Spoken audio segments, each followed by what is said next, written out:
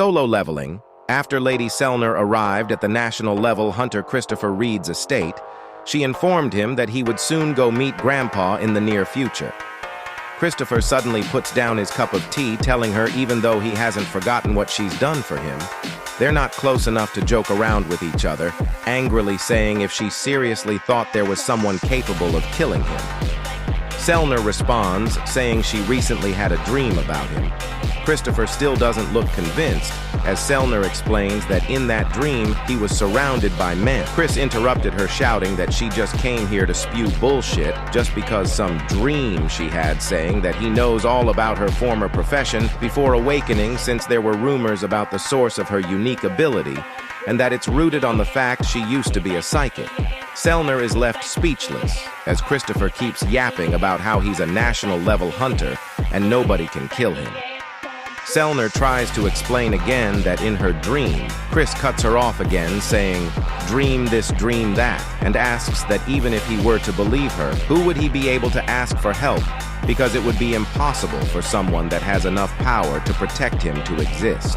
Lady Selner responds, saying that there might be someone who could help him, telling him that Sung Papa Woo, a hunter of his caliber, could provide him with protection. The panel switched over to Drippy Woo, stepping out of the S-rank gate in Japan, thinking that he had to kill the King of Giants, saying it was the correct choice since the amount of pressure he exuded was immense, even after having most of his power sealed by the chains. Had he been completely free to roam the world, the destruction he would have caused would be unimaginable, saying that it was a good thing he discovered his true intentions before that could happen. Thinking back on the visions the architect showed him of the rulers and monarchs, he knows he needs to get even stronger than his current self. News of the giants' defeat quickly spread across the world, with social media blowing up at the speculation of a new national-level hunter, with not only Korea, but the entire world talking about it. The events that happened after include Liu Zhigang, China's national-level hunter, defeating the Seoul giant that managed to cross the sea, and Matsumoto, the chairman of Japan's Hunter Association, turning himself in, but whether if it was to take responsibility for his actions is unknown. In the other side of the world, in the United States, a party was held by the government for the hunters who successfully managed to clear the S-rank gate raid in Maryland. Baldy says how the government must have spent a fortune on the party since the gate was S-rank after all, but the other guy laughs, responding that the gate wasn't even hard at all.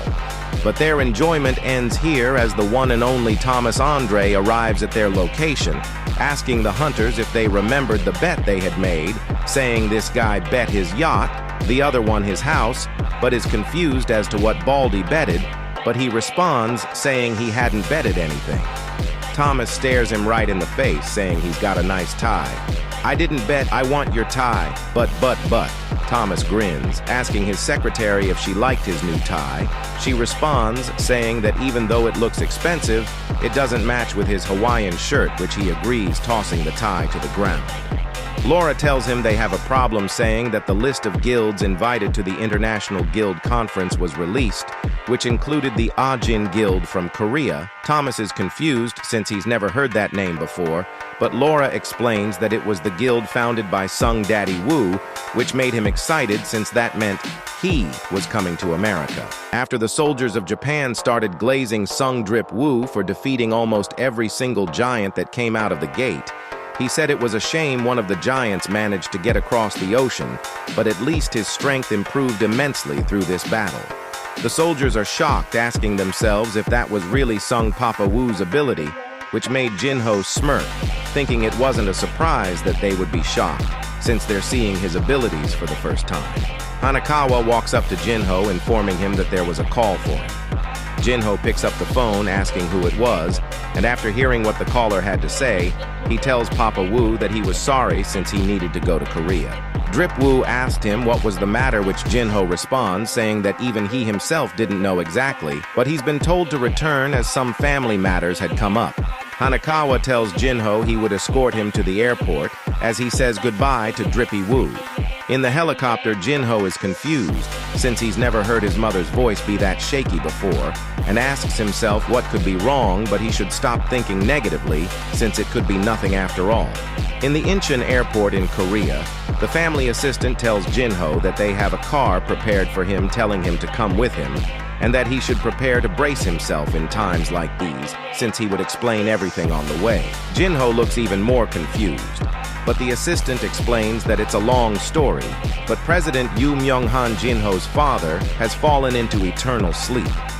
Jinho shouts for his dad, seeing him in a coma-like state, but the assistant stops him, saying he couldn't go in there, since the presence of hunters who cannot control their mana would only worsen his condition. This information makes him depressed, saying that yet again, he is a useless son. The assistant hands Jinho a book, saying that it was what his daddy was working on right before his collapse, and that he's been holding on to it in case the chairman wakes up and looks for it, but it seems like he needs it more at this time. Jinho starts tearing up looking inside the book, which contains articles about him. Jinho points out that he has the same habit of scrapbooking every article he likes as well. The assistant says he's been storing everything about him and his siblings, such as competitions, exhibitions, and even his recent adventures, saying that it was not like the president didn't love him, but it was just that his expectations of him were as big as his love for him. After Yoo Jinho found out that his father was under the eternal sleep disease, he started crying uncontrollably, thinking that even in times like these, he was a useless son. The butler tells him to come with him to the residence. Jinho responds, saying, "Okay," while wiping his tears. But as he's about to leave, he notices something strange, which made him turn back to see what it was. The butler asked what was wrong, but since it was nothing, they just kept on walking. Out of the wall on the right, Sung Drip Woo came out calling Jinho a crybaby, saying that he was making him all emotional while staring down at his father's body and opening one of his only remaining bottles of holy water. Jinho's sister arrives at the hospital, and as she's walking, she crosses paths with someone who seemed familiar to her. Jinho's dad finally woke up from his slumber, calling his daughter's name in surprise, making her start sobbing since she thought she would have never seen him again. The doctors explained that waking up from the eternal sleep disease had never been documented before, except for Drip Woo's mother, of course, and said that it would be unimaginable what the media would say after hearing about this. Drippy Woo looks towards the lightened room and walks away with a big smile, saying that even if it's a little early, happy birthday, Jinho. After the one and only Sung Drip Woo had saved Yoo Jinho's father from the eternal slumber disease, he said he should head back to Japan to finish wrapping up the S-rank raid, but since his shadow extraction skill still has an hour and 54 minutes left on its cooldown, he wonders about what he should do in that remaining time. But since he doesn't really have anyone to talk to, it's really tough.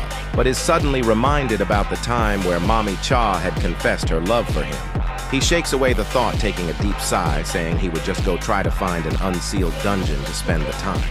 In the United States, the national-level hunter Christopher Reid can be seen deep in slumber until he suddenly wakes up putting on his robe as he walks down the hall, thinking that something was wrong and that everything was too quiet. Christopher grabs a glass of wine, throwing it towards the ground, shattering it completely. He has a dead serious look in his eyes, thinking that the glass had broken, but there was no sound at all, asking himself what in the hell was going on. Christopher asks the empty space, who's doing this, and gets reminded that the vice director had informed him something like this would happen and that he should contact the chairman of the Korean Hunter Association to connect him to Sung Drip Woo to come help him. A mysterious being suddenly shows up at the bottom of the stairs, him being the Monarch of Iron Body. Christopher is not amused by his appearance and asks the two beings behind him, "Who are you?" The Monarch of Iron Body says he wouldn't be able to save anything if he kept on accommodating these humans, calling him a fragment of brilliant light. Christopher is shocked since the being had spoken monster language and shouts at them, asking what the hell they were talking about. The Monarch responds, telling him to shut up since he wasn't talking to him, and is instead talking to someone above who's connected to him. "Am I a joke to you?" Christopher asks. transforming into a flame-like being, declaring that at least one of them is going to die by his hands. Both Raken, Monarch of Fangs, and Quaresha, Monarch of Plagues, are in surprise since a mere human actually managed to use spiritualization. Christopher Reid rampages towards the Monarch, saying they would die, shooting a blast that would destroy most of the mansion. After Adam White informed Sung Drip Woo that the national-level hunter Christopher Reid had caused a massive fire outbreak and was then found dead at the site, he pulls something out of his breast pocket, utterly shocking Drippy Woo, since what he pulled out was a picture of the person who the Hunter Bureau considered to be the most likely suspect, which was also Rizzy Woo's deceased father. Adam White suddenly gets lifted into the air as Jinwoo crushes the laptop completely while force choking him, saying that if this was supposed to be a joke, then he can be assured that he wouldn't be walking out of here alive. Adam White's guards see the situation, attempting to attack Drippy Woo, but he shouts, telling them to stop. Adam tries to explain that the person in the picture came out of a dungeon, and he may not be who they think it is. Dungeon? Jinwoo asks. Adam responds, saying that his magic power was the same as a monster, and that he also attacked their S-rank hunters, asking if he remembered the explosion at the Hunter Bureau a few months ago. Drip Woo asks if he thought all of this happened because of his father, tapping his armrest, releasing Adam White from his chokehold. Gasping for air, Adam explains that he had knocked out their hunters and went into hiding, and after that, the Hunter Bureau tried to track him down in secret, but it was like he had evaporated into thin air since they could not find a single trace of him. Adam continues to yap, saying he understood how he must feel, but he meets all requirements needed to make him the prime suspect. Drippy Woo asked Adam why exactly he was showing that picture to him. He responds saying that in the International Guild Conference, where representatives of famous guilds from across the world gather, the U.S. Hunter Management Department plans to distribute his wanted poster, meaning that the investigation would no longer be conducted in secrecy, but would instead make him wanted by the entire world. He questioned why he was even telling him all of this.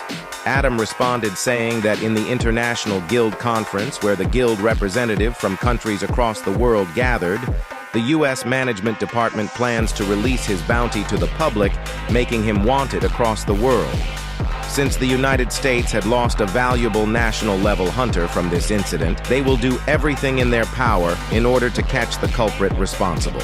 Since the United States Hunter Association hoped to maintain a good relationship with him, the reason why they had prepared this meeting was to inform him of the facts before posting the bounty to the public, since they understood that it would be shocking to see your own father's face on the screen at an event he was invited to. Drippy Woo thinks to himself, if it was really true, that his daddy who went missing 10 years ago had really come back as a monster. Adam White's guard asked him if he was all right after experiencing the Darth Vader throat choke. Adam responds saying he's fine but is just feeling a little weak. Adam is utterly shocked since Papa Wu managed to use telekinesis, saying it was on a totally different level compared to high-ranked mages who can only move objects, and only thought national-level hunters could wield it to this extent, making Adam finally realize that Hunter Sung Drip Woo is truly the 6th national-level hunter, quickly thinking that he should let the vice director know of this development. The International Guild Conference, an important event in which the representative guild of different nations across the globe are invited to discuss the future of the hunter profession. The U.S. Hunters Association had released the invitation list, which included the Ajin Guild representing Korea. This had caused a huge commotion around the world, since the guild only had one high-ranking hunter, which was Sung Drip Woo himself, essentially announcing that one hunter was much better compared to countless guilds around the world that had several top-class hunters in their ranks. In a press conference in Korea, a reporter asked the guild master of the Hunters Guild what his opinion on the matter of the Ajin Guild being the one chosen as Korea's representative was. He responds saying that the American Hunter Association had made the obvious choice, which confused the reporter, questioning if he didn't simply understand their decision, but actually find it obvious. Hunter Choi confirms this, saying it was indeed the obvious choice. The reporter states that it would be more accurate to say that the Ajin Guild is really just a one-man show, but that one person is Hunter Sung Drip Woo, he responded. He then goes on to explain that if one considered a guild member to be an individual that's capable of fighting, then Papa Wu would have hundreds of guild members, saying that as someone who has witnessed his skills firsthand, even if he was compared to any guild in the world, the Ajin Guild's strength would certainly be second to none. The reporter goes on to say that from the perspective of the Hunters Guild who has represented Korea every year in the guild conference, he can't help but think that he would be salty about it. Hunter Choi responds, saying that of course he's disappointed that he won't be able to travel to the US, even after preparing his visa and renewing his passport. He feels proud even more than disappointment since a hunter who he can place his faith on without hesitation finally appeared. And since he and his guild members have actually been saved by Daddy Wu before, he felt genuine proudness that it was Papa Wu who was selected to represent Korea. Walking out of the interview, Hunter Choi's little slave walked up to him saying that they had successfully reserved the gate in Suseo-dong. Hunter Choi responded saying it was great, but asked if the Ajin Guild hadn't requested a reservation this time either. The slave responded saying they did not, and that they've been a little bit too quiet these past few days. Hunter Choi thought to himself that it was weird since it had been 4 days since Daddy Wu, the god of dungeon destruction, hadn't shown up at a gate since returning from Japan, making all of the large guilds ecstatic over it, though he says he's different, saying that people who get excited simply at the sight of an apple fallen from a tree wouldn't be any different from a monkey. The little slave shouts with joy, saying that their revenue had increased by 40% thanks to the lack of competition from the Ajin Guild. "We've got one monkey here," Hunter Choi said in disappointment. Choi is confused, since there was no way someone who used to clear 3 to 4 gates a day prior to his rank re-evaluation, and was then clearing S-ranked gates, such as the one in Jeju and Japan, single-handedly, would be this quiet. In the Korean Hunter Association, Jinchul informed the chairman that China had requested information about Sung Rizzi Wu. The chairman responds asking if they wanted his personal information. Jinchul said that that wasn't the case, and that they only wanted his official and public information like his dungeon raid records and relevant news articles. The chairman questioned why they were showing sudden interest in Daddy Wu, saying that he had openly stated that he wasn't interested in being scouted into other countries. Jinchul responded saying that it wasn't the Chinese government itself who was requesting this, but an individual, that individual being China's national-level hunter Liu Zhigang. The chairman smiles, thinking it was a situation where the strong recognized the strong, telling Jinchul to deny his request. After Jinchul informs the chairman of the Korean Hunter Association that China wanted information on the S-ranker Sung Drip Wu, he's confused as to why they were showing interest in him even after he publicly stated his disinterest in being scouted into any other country. Jinchul said that it wasn't the Chinese government who requested the information, but rather an individual. That individual being China's 7-star and national-level hunter Liu Zhigang. The story explains how China doesn't follow the world's standard ranking system, but rather use their nation's own unique classifications. 5 stars was the highest possible obtainable rank, which is equal to that of an S rank. However, just one person, Liu Zhigang, is the only hunter known as a 7-star hunter, making him the only exception to this rule. The chairman questioned why someone like him was suddenly showing interest in Drippy Wu, but Jinchul explains that Liu Zhigang had fought against a giant that had escaped from Japan, and after seeing its strength, it would be obvious he would be interested in the one who defeated all of them. The chairman smiled to himself, thinking that it was a situation where the strong recognized the strong, telling Jinchul to deny his request, but if it presents a problem, to just send him some superficial information. In the Scavenger Guild in America, Laura informs Thomas Andre that Big Papa Wu would be arriving in the country tomorrow. "It's already tomorrow, huh?" he responded. Huang Dong-su opened the door, asking if he had called for him. Thomas responded, saying he was here just in time, saying he had something to tell him urgently, walking up to him saying he would get straight to the point, menacingly saying, "Do not touch Sung Jinwoo." Huang Dong-su looks terrified by this warning, unable to utter a single word. Andre explains that he knows of the situation between Drippy Wu and his brother's murder, saying he understands he has his doubts and seeks revenge. But, Dong-su said, until Andre suddenly reaches out to him with his hand in the fraction of a second, pointing his finger right before his face, saying he didn't remember giving him permission to speak. Dong-soo seems to be absolutely shitting in his pants by the terrifying aura Thomas Andre was emitting. Laura watches the interaction between both hunters, thinking Hwang should just shut up and listen to his daddy, stating that there aren't many people who can warn and threaten a top ranker like that. However, Dong-soo's obsession towards his enemies is equal to that of Thomas Andre. He repeats again, do not, under any circumstances, touch Sung Drip Woo, and orders him to take a vacation at the guild resort while the guild conference is going on, asking him if he would do him this favor. Dong-soo responds in frustration, yes, sir, leaving the room. Laura asks if he thought it was all right to let him leave like that. Andre responds, saying he knows there's no way he's given up yet, telling her to keep a close eye on him until Drippy Woo leaves the US. Laura asks if he would do as he's told like a good boy. Andre responds, saying sure he'd rather be a little bit uncomfortable than dead.